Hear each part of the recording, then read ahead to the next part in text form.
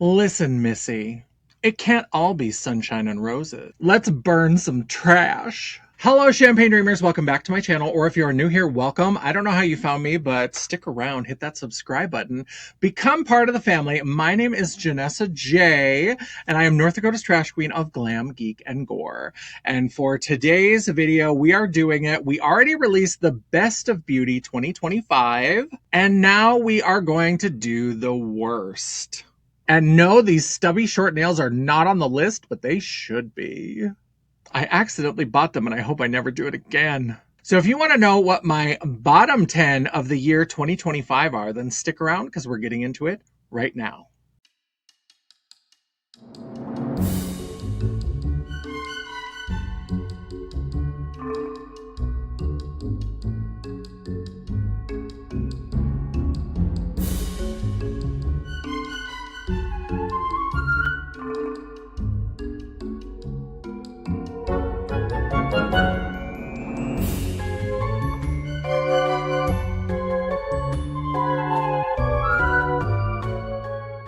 That's right, Champagne Dreamers. We are here to talk about the worst of the beauty community 2025. Now, I have talked the last couple years about how I've stopped buying from so many different brands. I've stopped trying so many new brands. And so I don't have as many like bad products. I've gotten better at like spotting the things that I know I'm not going to like. I've gotten better at like reading the cues for foundation so I don't get the greasy ones for dry skin. I figured out how to check to see, if I can swatch in store and see if it's going to be a formulation that I really like. And so I don't buy as many bad products, but I thought in terms of like a bottom 10, I've got things that we can talk about in terms of the beauty community at large. So some of them are absolutely products and some of them are things, ideas, people, places, and things. They're nouns, basically. They're nouns. They're things from the beauty community that I think could stop anytime now and we could leave them behind. So let's go ahead and get started with number 10.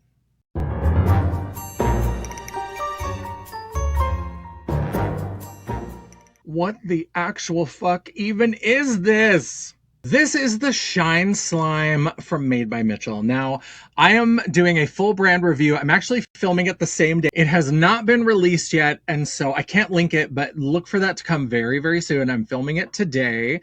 But this is one of the products that is on the worst of that list. This is the Shine Slime.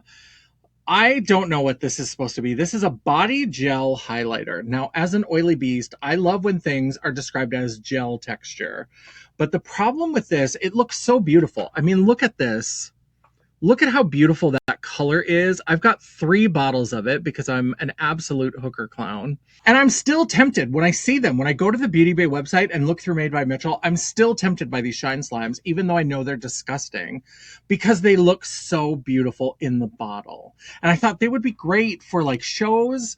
I sometimes forget to do my chest makeup because I'm getting ready and I've got a t-shirt on, and then I get to the event and I've got a lower neck and I haven't like done chest makeup. And so I thought if I had like a lotion, like a glittery lotion, I could put that on and it would at least add a little bit of shimmer and it wouldn't be quite so obvious.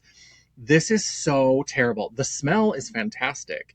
It's got this like strawberry candy smell that I really, really like, but the actual use of the product is terrible.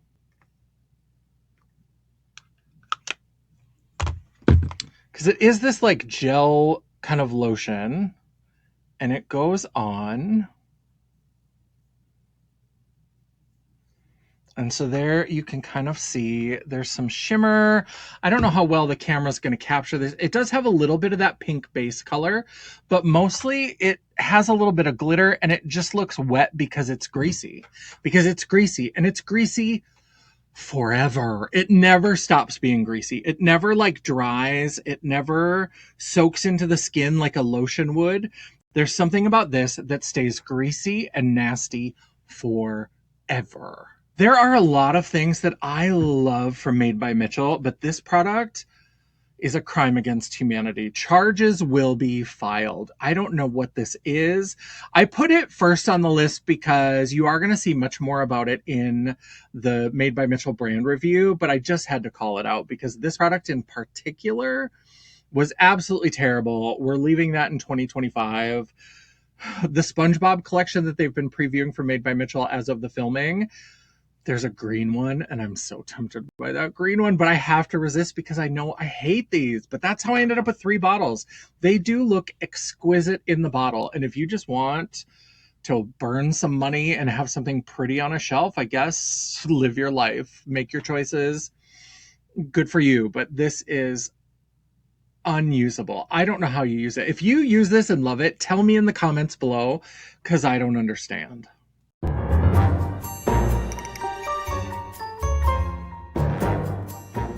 In the number 9 spot, whatever happened to P. Louise? What is going on with P. Louise? I know that some people don't like her. She had that like canceled collection after she got in a little bit of like online drama. I don't care. I've always liked the brand. I don't mind big palettes. I love the big like 50 shade palettes. I did a collab video with my dear friend China using the Michaela collab palette. If you missed it, you can check it out here. We did a style swap, and I did my best to do a neutral look. There was still some blue, but I tried my hardest. And now when I go to the P. Louise website, I feel like there's hardly anything there, especially for eyeshadow. Maybe she just made all the eyeshadow in the world that she ever could, and maybe she's discontinued all of it because it stopped selling. I don't know what the issue is, because she seems like she's going strong. It seems like she's still cranking out not only new releases, but also like flavor and shade extensions. She's got this like bad bitch energy lip kit thing that I think is like a scrub and a mask and maybe like a gloss, and it's in like 40 flavors at this point. And so she keeps adding stuff. She seems to be plugging along, but I feel like when I go and look at the color cosmetics, not the little cutesy kits like the juice box energy, bad bitch energy things, I don't see a lot. I don't see a lot of eyeshadow palettes. I don't see a lot of the colorful things. I keep seeing ads for things that then I go to the site and I don't find. So I don't know what's going on with P. Louise, but for me, maybe it's because I'm not on TikTok Shop. I have bought one thing from TikTok Shop. I broke down and got TikTok Shop because they were having a really huge deal around Black Friday on the Glam Light Bratz collection, and I bought the whole collection and got a super good deal on it. But I don't really shop on TikTok Shop, so maybe that's why I'm not really connected with what P. Louise is doing. And maybe there's things that are in the TikTok Shop that never make it to her website. But I go to her website and I'm like, what happened? It looks like it used to be like a cute indie boutique, and now it feels like Ross. I mean, not to be cruel, like I want them to succeed because I do love P. Louise, but I look around and I'm like, this is not the business. Like, what happened? What happened?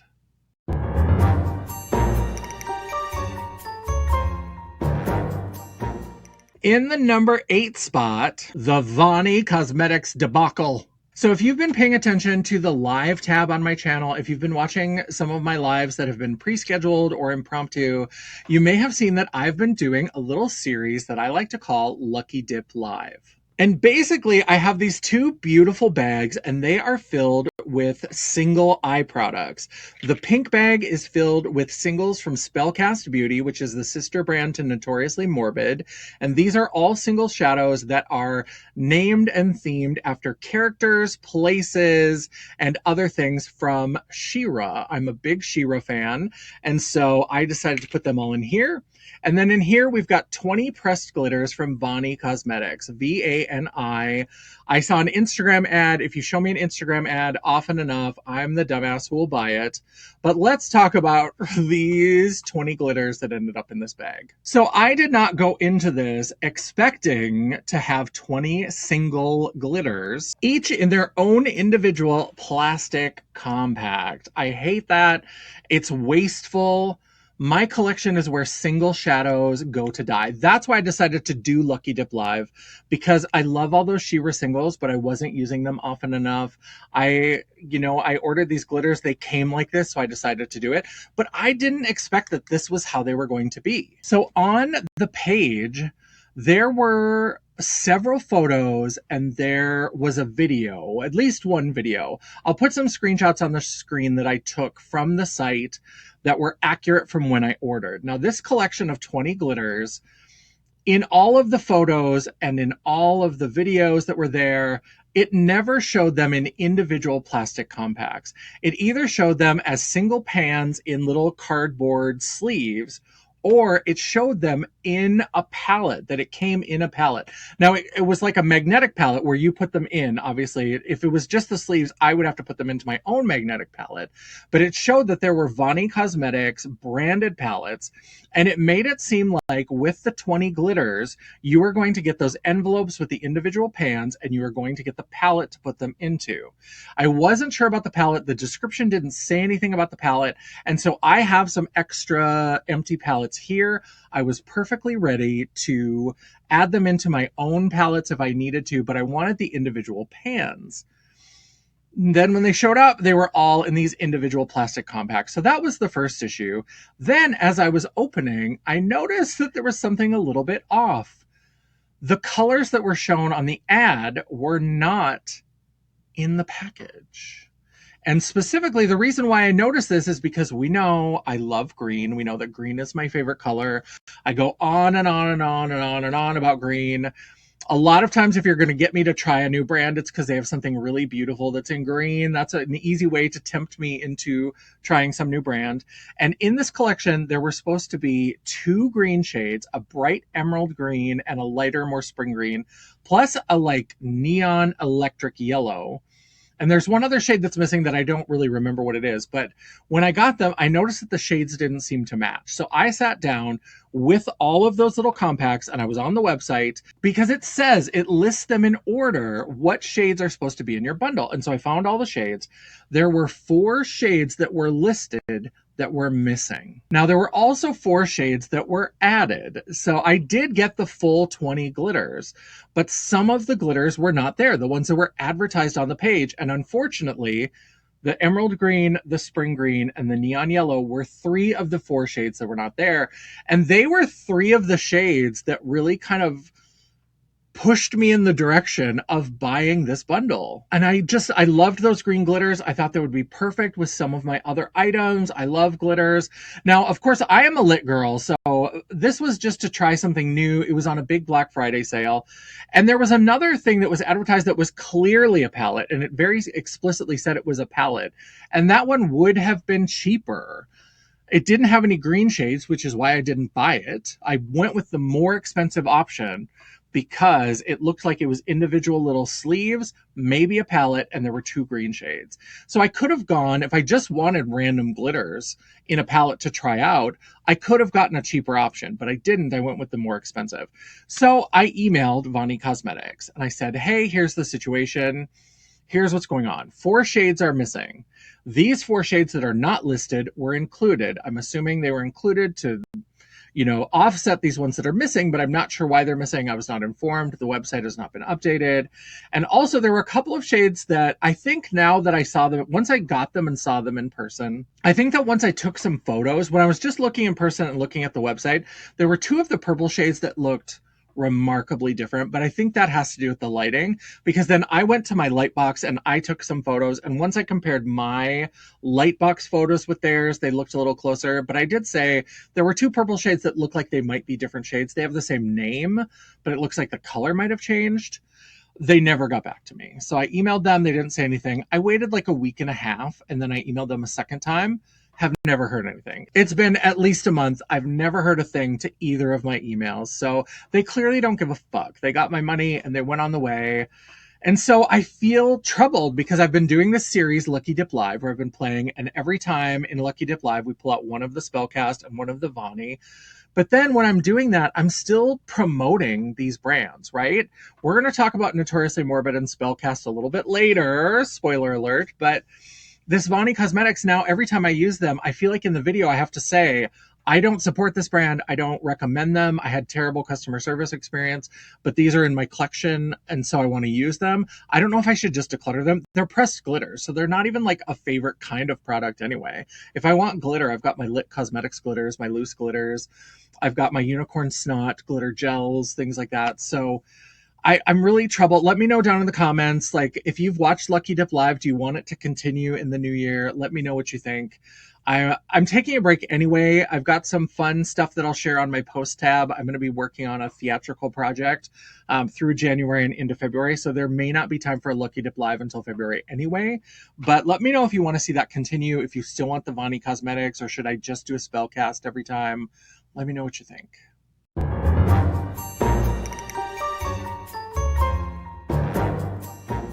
Number 4 is a product that I actually kind of like. It's the Polite Society More Than a Pretty Face foundation. This foundation is actually pretty good. This packaging is terrible. So I don't know if they were trying to sort of dupe the vibes of Lisa Eldridge. I don't know if there's something else that they were maybe trying to dupe the vibes of, but this packaging is terrible. So obviously I'm an industrial application. So when I use foundation, I use a lot. I start with most foundations. You're going to be shocked and appalled, but look at this face and know that I can have this face on for like 12, 14 hours and it won't go anywhere. But I start with like 10 pumps of foundation. And so with this, when I was like pumping it out, the second time that I used it, so I got through one application of like 10 pumps and then maybe a couple follow-up pumps. The second time, it started to spit as if it were empty. It's not empty. It's just that for whatever reason, the way this is shaped, the foundation can't get to the little pipette or whatever it's called, the little tube that it has to go through. And so it started spitting. So after the first 1 or 2 times that I use this, and this is my second bottle. So I do like this foundation enough to sometimes struggle with it. But I have to like unscrew the pump and then I have to, like a feral beast, like shake it out onto my arm so that I can use the product. That should not happen ever, but it should certainly not happen the second time you use a product. That's bullshit. I really like this. I do like some of the things from Polite Society. Jared Blandino, I don't really care. I'm excited. He had some creative vision. Some of the stuff he did at Too Faced is still legendary, still iconic. I hope he can do some fun stuff through Polite Society, but this packaging is a nightmare. Nightmare. Right now, I still like this enough to try to use it and try to make it work, but I don't know that I'll buy another one after this one. I bought the second one because I did like it and I wanted to keep trying it. And the first shade that I bought was too dark. I'm terrible with shade matching. And so I got a lighter shade. And so I did get a second one so that I could try it and see how I liked it with the lighter shade. But I had the same problem with this bottle where on the second application, like it just started spitting and I just started spitting all over, but it just started spitting and I had to like take off the pump and shake it out. So that's not the business. Get it together, girl.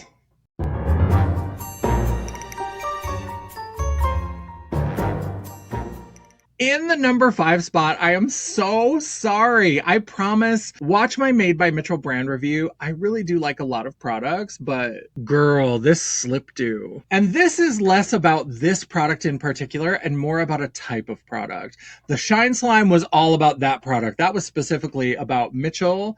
Why have you unleashed this nightmare upon us? This is more about a type of product. And this just happens to be the one that I bought. A couple of years ago, I talked about a similar product from Jacqueline Cosmetics in this worst of the worst. Definitely check it out. This is the Slip Dew Cream Highlighter, and it's called a cream.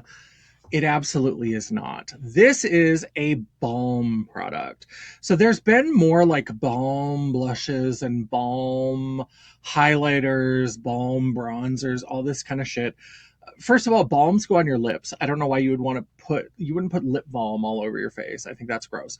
Now, I can understand who this might be for. We've been in the clean girl era for a hot second, so I get that if you're no foundation or maybe just a light skin tint and you put something that's a little bit sticky on and you don't have long hair that's blowing in your face, maybe you don't mind. Maybe this is perfect for you. Maybe you put on such a little bit that it just feels a little bit wet and it's not tacky or anything. Again, look at this industrial application. If you are a heavy makeup user and have figured out how to use this, please, in the comments below, tell me. Because this product is my nightmare. I have tried it because it feels almost, it's not quite as bad, but it feels very Vaseline-y. And like it does create kind of a beautiful wash of color, but it's sticky forever. Like the Shine Slime, I have never seen this dry down. And if you powder it, then what's the fucking point? If you're powdering it down, then you're just making it matte. You're taking away the shininess that you would get a product like this for. This is just my greasy arm now because I put that shine slime on, and it is kind of beautiful, but even this is looking like super patchy and like not even. I don't get it. I do not understand balm products. If you are a fan of balm products, let me know down below, like, how are you using them? What's your makeup style? If you are a heavy makeup user like me, not just a drag performer, but if you do like heavy full beat makeup and you use balm products like this, please let me know your secrets, because I have tried so many ways and I am grossed out by it every time.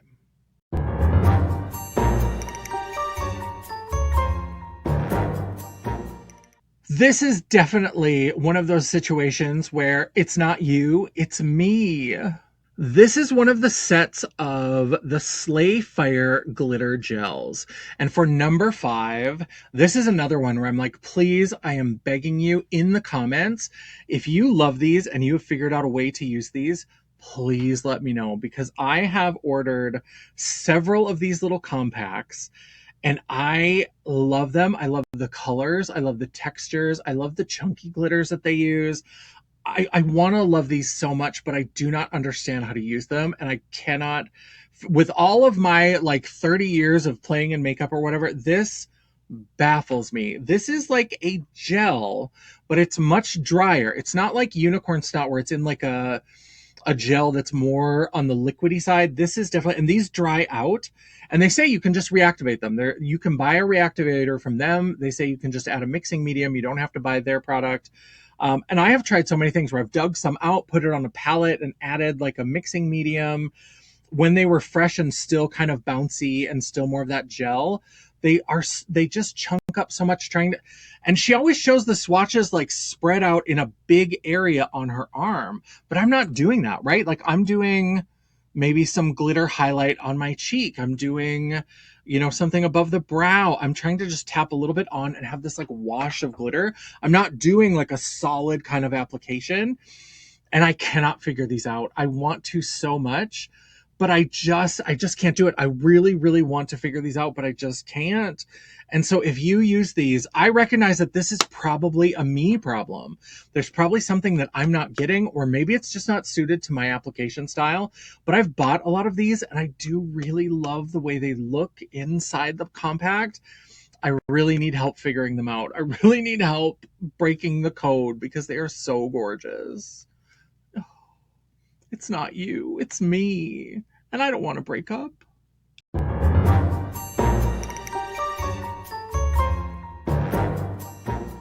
In the number 4 spot, Auntie Pat, you tried it. The new Louis Vuitton makeup. What even is that? It was so overpriced. I know I'm so late to the party. Everybody, when it launched, made their videos about how it was overpriced. It is. About how the colors are boring. They are. And I just had to include them in the worst of beauty for this year, because I have to say that I hear a lot of people say that Pat McGrath has gotten boring because she's kind of given up and, she's off doing her own thing. She's doing her like porcelain skin for Maison Margiela. She's doing now Louis Vuitton, all this kind of stuff. And they're like, she's just collecting the paycheck and it's all the investors. It's all that. And I believe that to a point, except that then Louis Vuitton came out, because then it was like, oh, well, now she's going to be the creative director for Louis Vuitton. But then she just went over there and made the same boring pinky mauve gold bullshit that she made for Pat McGrath. Like, so I have a hard time believing that Pat McGrath isn't still directing the ship at Pat McGrath Labs when they look kind of the same. Like, there was a little bit more color. I think the Louis V had like a blue quad, maybe, of those like, what were they, like $270 or something for a quad of eyeshadow? Get the fuck out of here. I used to always make fun of Pat McGrath for like those $129 motherships. When you compare those 10 shades with big pans to the little 4-pan quads from Louis V for like twice the price, get the fuck out of here. But Pat McGrath, what are you doing, girl? What's happening? Because Pat McGrath is legendary. Pat McGrath has earned that title. Legendary, iconic. She still can do like iconic things. That glass skin. I haven't done the video yet, but I bought that mask, that peel off mask that's supposed to do the porcelain skin. We're going to do a video and see if it works and see what kind of a fun, kind of playful look we can come up with. But that Louis V launch not only was overpriced, but it was so boring. And so I don't know that I believe that she's just walked away from Pat McGrath Labs, because boring is as boring does, and both of those does look boring. Both Pat McGrath Labs recent releases and the Louis Vuitton are all boring. So Pat McGrath, what are you doing? And I know that she doesn't need to do any of this, right? Like, she is rich, she's earned her roses, she has earned her flowers, she has earned her icon status. And so if she wants to kind of coast through, I guess you could say that she's earned that. But I'm just like, what happened? What happened to the artistry? What happened to the creativity? Because everybody was like, oh, Louis V is where it's going to happen. You know, she left the brand behind. It's all the investors. They're putting out the same pinky mauve plum with a pop of gold quads and palettes and all this kind of stuff. And then we saw the launch and we were like, oh, so it's the same boring bullshit, but 3 times the price. Cool, cool, cool.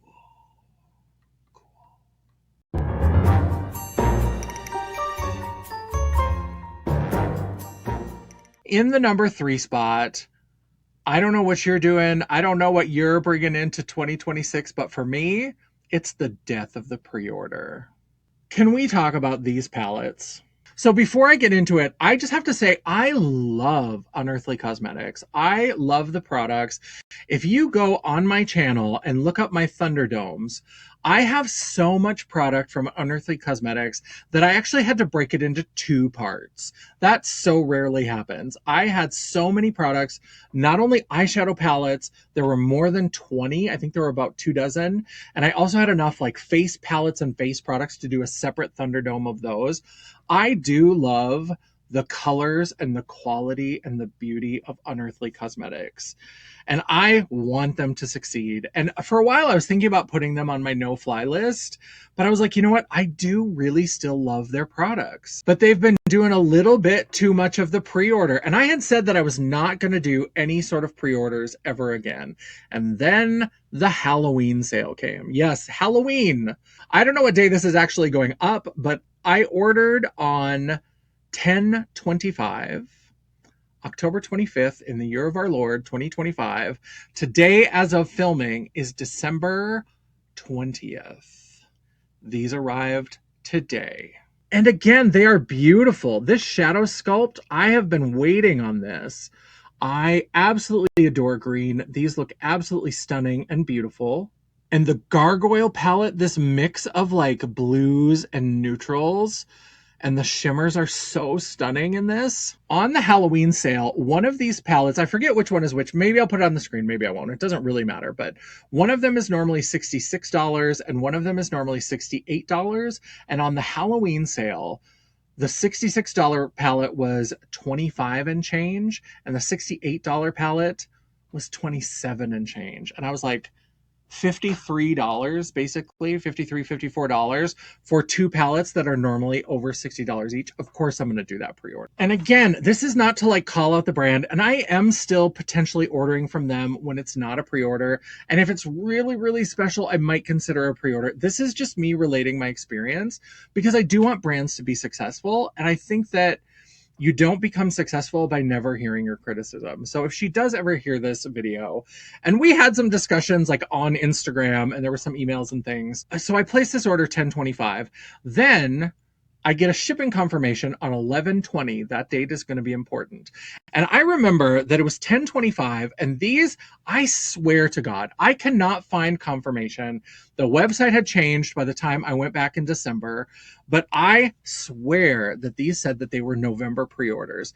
And I do remember on her Instagram, she made a post on her stories. Of course, those go away after 24 hours, so it's not like the best way to do your customer service. But I remember a story where she was talking to people about pre-orders, and she said, like, you need to understand that if something is labeled as a November pre-order, it doesn't mean November 1st you're going to have it in your hands. And that is 100% legitimate. Absolutely legitimate. I was expecting that I would have it by the end of November, and that's what she said in that story. She said, if you have November pre-orders, they will ship in November. That's what I'm guaranteeing to you. Not like November 1st, not November 4th. By the end of the month, they will be shipped out to you and you will have them. So I get a shipping confirmation on 11/20. And so I remember that story where she talked about November pre-orders specifically. November 20th, I get the shipping confirmation, and then it sits in this like pre-shipment status forever. And so I think if the dates are wrong, I'll put it on the screen because I know I made a note of it. But I think December 10th, I reached out and I said, hey, I'm just checking on this. My items were shipped on November 20th and they haven't shipped yet. I know there was, Thanksgiving and all that kind of stuff, but it seems like it's been a little while. Could you check on this or whatever? And so I get an email back, a customer service email. I got this message back that's like, oh, congratulations. As I look into your order, I can see that it's reached the next step in the shipping process. It has tracking. You can click on the tracking and you'll be able to track this. It felt very chat GPT. Like, if I'm being absolutely honest, I'm not trying to be mean. I'm not trying to be, extra snarky. I'm just saying that it read kind of like, how if you use chat GPT, I am aware of it because of work stuff. I don't use it myself, but I know that it tends to be very positive, right? Like, it tries to keep things very positive. That's part of what's wrong with our country, is that there are some real like boot nasty dumb people who are typing the stupidest shit into like chat GPT, and it's being like, you're absolutely correct, let's talk about this, and like giving them too much feedback that they're doing it right. Like, that's a problem. But it felt very chat GPT. I don't know for certain. I'm just saying that's my impression. That's my feelings. That's my opinion. And so I wrote back and I was like, actually, that's not the situation. I know that I have tracking. I've been checking the tracking, but the tracking has said pre-shipment since November 20th. It is now December 10th. And so I need you to look into this because it's not moving. Like, I've had the tracking since the 20th and it's not moving. So if you could please look into this. I didn't hear anything. So again, because I sometimes can be a little bit of a hothead, I posted a story on my Instagram with my frustration and, not slamming the brand, but just saying that, like, I got this response that felt like ChatGPT. I didn't feel listened to. I still don't have an update of what's going on. And I left that up for a little while, and then I DM'd the brand. And at some point, I did see that the brand did see my story. I don't know if they saw it before I DM'd them or after that. I don't know, but they did watch it. And then I had messaged on Instagram and I said, hey, this is a situation. This was the response I got. Can I just get an update? Like, I just want to know what's going on with this. And so in her response, and sometimes in her responses, and I have heard this about the owner of Unearthly before, and I now have experienced it, is that sometimes her responses, when she's just like off the cuff in like Instagram DMs, come off a little bit prickly, a little bit like not rude, not anything that is absolutely to that point, but a little bit of like, it seems like, oh, I'm annoyed that I have to like answer this for you. And in this response, she told me like, we didn't have November pre-orders. Shadow Sculpt and Gargoyle were December pre-orders. Again, I went back to the website. I cannot prove or disprove that. I remember thinking that they were November pre-orders. I remember her having that story where she specifically mentioned November pre-orders. And I remember that the label came out on November 20th. She said, we didn't have November pre-orders. These are December pre-orders. We're just waiting for the final shipment. And then she said, we had a batch of labels that printed accidentally on November 20th. And so those are waiting for the December pre-orders. Thank you for the update. Just kind of whatever. Like, I was like, okay, at least I have an update. I feel like even if there was maybe a little attitude with it, like, I was like, I get it. It's the holiday time. I'm sure everybody is bugging her about these pre-orders. I try not to email about pre-orders ever, unless there's something like this where there's like a label. Well, then all of a sudden on her stories and stuff, she started talking about how there was a batch of orders from November 20th. That date keeps coming up, that shipped, and she was like, I don't know what happened to them, but they seem to have gotten lost, or there's something. And I don't know if she meant that like the labels had gotten lost, or that they got given to the post office and the post office lost them. But she said, we have reshipped them and you should see movement on your tracking within the next day or so. Within the next day or so, I saw movement on my tracking. So now on this story, you said that these were products that were shipped in November, which would mean that they were November pre-orders. I don't know if I'm in that batch. I don't know if that previous story saying that there were some that were printed by accident is true. I don't know which group I'm in. I don't know if there are two groups. All I know is that my order seems to be following this new story of like there were things that were printed. We don't know what happened. They seem to be lost. And so we reshipped them and now they're coming and then they arrived today. And I do feel for brands. I understand as a small brand and with all these tariffs have been a nightmare. And like most of the like European brands and Australian brands and stuff have kind of figured it out and have mostly figured out a way to like ship to the US again, whether they have US warehouses or they build it into the pricing structure or whatever they do. I get that this year has been a shit show. And I did go to one of her lives on Instagram where she was swatching different lip products, some glosses and some menacing metals, and they look beautiful. And am I going to be back for those? Probably, if they're not a pre-order. And she did say in the live at one point, I did have like a moment where I was like, okay, we can let some of this go, because she kind of like looked slyly at the camera and she's like, I'm getting the feeling that some of you are sick of my pre-orders. And I was like, girl, me. And so we're all human. I get it. And so this was just kind of like, I was like, put it on the list, vent your frustration. This is not a cancellation. I don't do that kind of bullshit anyway, for the most part, except Ensley Rain. They're still transphobes, so fuck them. But I don't really do that kind of thing, especially for things like customer service. I might complain about it. I'll kvetch about it. But that Made a Monster palette looks real cute. The swatches are cute. It's a pre-order. I haven't pulled the trigger yet because it's hurting my heart to try to do a pre-order. Those menacing metals for the Dead Cute collection and the Dead Cute palette, those are calling my name. These new lip products that she was swatching the lab samples, there are some stunningly beautiful lipsticks. And if you watch my Best of Beauty 2025, which I have conveniently linked for you right here, how thoughtful of me, then you will know that my best bullet lipstick of 2025 was the Menacing Metals from Unearthly. Unearthly was on that list more than once. Like, there are things that I love. I do love the brand. And I think watching that live really did help me come to this place of like, she's a real human being. And like, I've had people in customer service emails be legitimately rude to me. So a little bit of attitude, I get it. And she said that this has been a really kind of roller coaster year. It's a tough year. I mean, you still got to handle your business, right? But like, I have more empathy. I've developed more. I've softened. In my old age, I have softened like a spreadable cheese. So I do still love Unearthly Cosmetics, but these pre-orders, I don't know. I think it's the death of the pre-order for me. I hope that there's more stuff that's just ready to ship.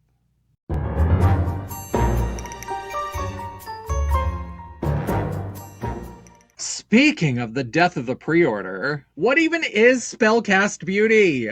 So this is another one of these customer service complaints. I was going to do a whole separate video. I had this idea. I was feeling a little bit salty. I was feeling a little spiteful. And I was going to do a like, what's going on with indie brands? Like, indie brands need to do better. But you know what? I love indie brands. And I understand that when you have a small team, when you're working on these closer kind of margins, I'm trying to be so empathetic to the fact that these things can go wrong. And sometimes if one thing goes wrong, 20 things go wrong. And so I'm trying to do that. But I also know that there are other brands out here that are doing the most, right? Like, they are doing everything right. Like Blend Bunny Cosmetics. She's telling me about problems I don't even know I have. Like, she's saying like, oh, there's this batch that seems to be stuck. And she probably got emails from other people, but she's very proactive and she puts it on her stories and she puts posts up and she puts updates. And I know that I kind of sometimes complain that like stories are not the best place for an update, because if you happen to miss it, then you miss it and it goes away after 24 hours. But like, Maggie from Blend Bunny is on it and like always transparent, always posting like explanations. This is what happened. This is what we're doing. This is when we expect it to resolve. If that changes, she puts up an update. We expected it to resolve at this time. It's going to resolve here instead. I absolutely love that. And so there are brands out here that are being a little bit more proactive, but I don't want to bash indie brands. I just want to talk about it. I was like, so instead of doing a whole video, I was like, let's just put it into the worst countdown. We'll get it out there. We'll say our piece. And then I can go back to just kind of like having mild frustration, but still loving these brands because I still love Unearthly and I do love Notoriously Morbid / Spellcast. But I don't understand what Spellcast even is anymore because they launched Spellcast Beauty saying that that was going to be their sister brand to Notoriously Morbid, but it was going to be ready to ship items because they were having the same issue where like everything was pre-order. There were all of these things like pre-order this for this date, then pre-order this for this date. And the problem that seemed to be coming up is that everything was overlapping. So if you placed a pre-order, by the time you got your pre-order, a month, 2 months, 3 months, I have an order from August that as of December 20th, I only have half of.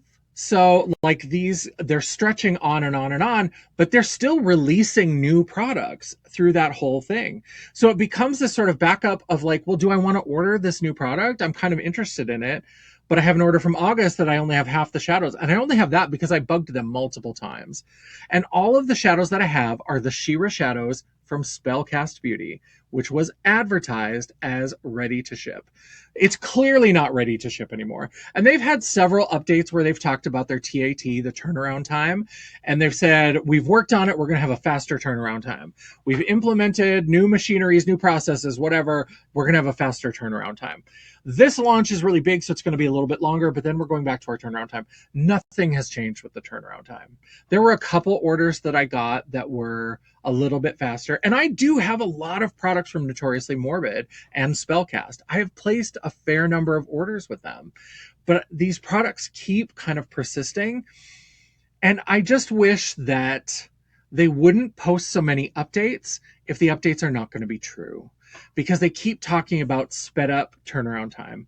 They keep talking about, they launched Spellcast as being ready to ship. And now, and it was at the beginning, I think the first order I placed shipped right away and I got it super fast.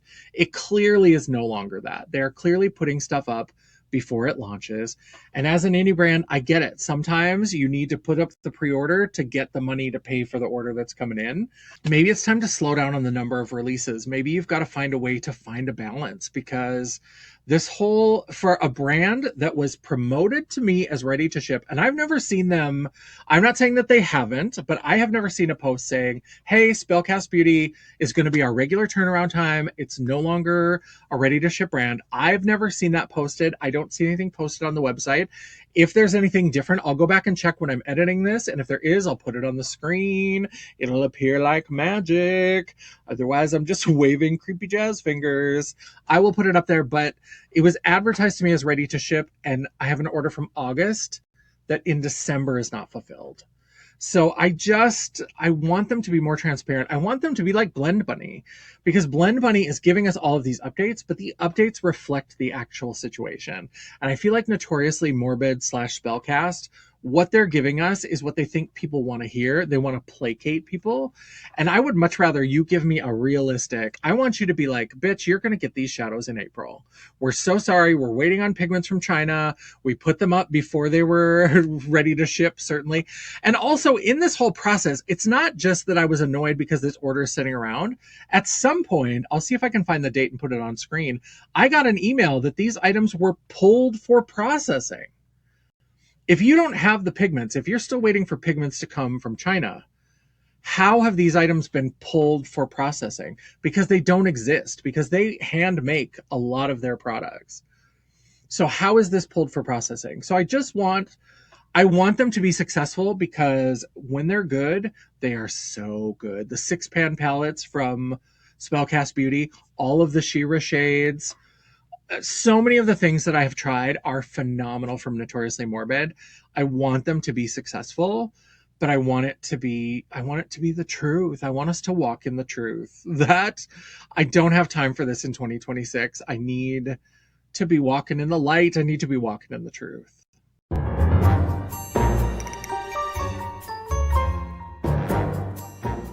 And in the number 10 spot, this is kind of a sad one. This is a soft spot. This is a sore subject. The worst of 2025 was all of these brands shutting down. We keep having brands that are shutting down. and especially Black-owned makeup brands and ones that maybe aren't shutting down but are being sold to like conglomerates. And I get that a lot of times for a small brand is the dream, right? Like to build your brand up to a point where a parent company will take it over.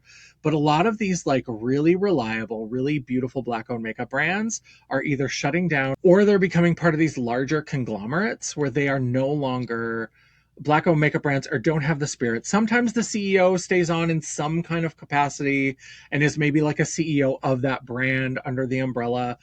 But I hope that we see less of that because there are so many of my like favorite Black-owned brand and minority-owned brands that are no longer around, just gone, women-owned brands.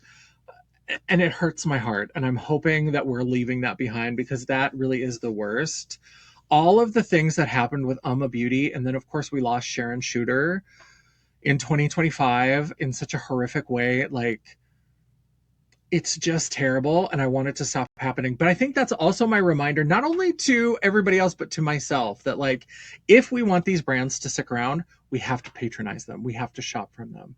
It doesn't mean we have to just buy blindly and buy things that we don't need or don't want. Certainly not. So if you are just looking for foundation and you're not in the mood to try a specific one or rebuy one that you love, and you're just looking for a foundation, and maybe there's one you're curious about from a mainstream brand, and there's one that you're curious about from a Black-owned makeup brand or a women-owned brand or a queer-owned brand, whatever it is, if you're faced with that choice, I would say try this marginalized brand because we need to keep them around. We need this diversity because look at what some of these mainstream brands are doing. Look at what's happening. Look at the color stories. Look at the lack of shade ranges that are coming out. Look at, I just implore you, we have to do what we can, and I have to do what I can. I'm trying to buy less, and I get it. Like, I think a lot of us going into this next year, there's been so much financial uncertainty, economic uncertainty. So a lot of us are in this kind of reduce the shopping, low buy, no buy kind of situation. But when you are purchasing, I just would say, try to be thoughtful about who you're purchasing from and how much it means to these small indie brands that are owned by marginalized groups, how much more that means. L'Oreal doesn't give a fuck about you. L'Oreal doesn't know that you bought anything from them. They never will know. It's so big and there's so many, it's so broad. They will never miss your money, but a small indie brand getting your money for that foundation, for that eyeshadow, for that palette, for that highlighter, for a lipstick, that means something to those brands. Absolutely. So that's my worst list. Let me know down in the comments below. That's the video. Let me know what you're thinking. Do you agree with this worst list? What are your thoughts on all of this? Are you glad that I put all of my little like saltiness about brands into this list rather than making a separate video? Because again, it's not about, I'm not on a crusade with any of these brands. I'm not on a crusade. None of them are like on my permanent no-fly list the way that Ensley Rain is. She would really have to do a turnaround to get back on my good graces. But for all of these, it's not like I'm even stopping shopping from them. In the right situation, I'm still going to shop from them. I didn't want to do a brand of like, this is bad, let's focus on all this. I was like, let's put it into this countdown where it's the worst of the year. We're recognizing it, we're releasing it, and we're moving on. So that's where I'm at.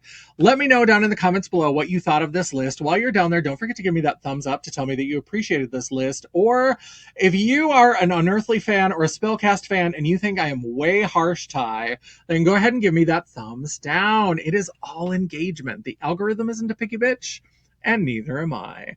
And while you're down there, don't forget to hit that subscribe button, become part of the family, and hit that bell icon and say all notifications so you'll hear about it every time I post a new video or go live.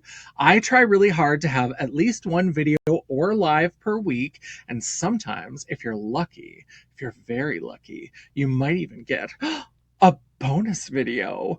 Ooh, countdown-orific. If you'd like to chat, banter, or commiserate between uploads, all of my social media will be linked down in the description box below, including a link to my website, The World of Champagne, at janessaj.com. Thank you so much for watching. I love and appreciate all of you. Let's get all that negativity out of the way and let's move into 2026 with good vibes, good experiences, and good makeup.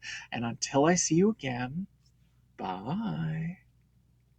So if you want to know what the worst of the worst, my top 10 of the bottom for 2025, then wo ist das Bucket? I hope you can do some fun stuff through Watch by Made by Mitchell brand review. In the number 8 spot, nope, like Blend Bunny Cosmetics. She's telling me about products. Sorry for that abrupt change to the camera. I suddenly just realized that I have hands, and if I want a different framing, I can just move the camera.